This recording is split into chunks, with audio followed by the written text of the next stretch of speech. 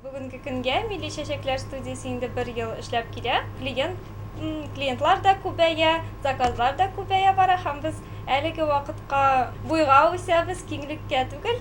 Безнең бер генә студия, милли хис тудыручы әйберләр бар, мондый тартмалар, милли тасмалар мәсәлән.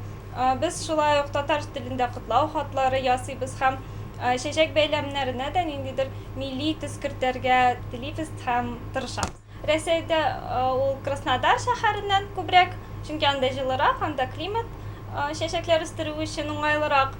Чит илләрдән ул Голландия, Кения, Эквадор, алар безгә евро бәясеннән киләләр һәм чәчәкләр бәясе валюталар курсына бик бәйле.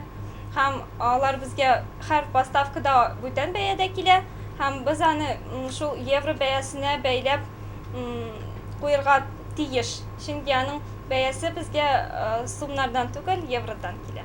Һәм бәйрәмнәргә без мәсәлән төрле акциялар уздырабыз һәм киресенчә ташламалар бүләк итәргә тырышабыз үзебезнең алучыларга. Әлбәттә, март бәйрәмнәренә ул лалә чәчәкләре, сөмбел чәчәкләре русчага акцент була. Һәм наркис чәчәкләре мәсәлән. Хәзер бәйрәмнәргә диеп без сирень чәчәкләрен дә алып килдек, төрле экзотик чәчәкләр дә бар, алар да бик кызыксыну уята.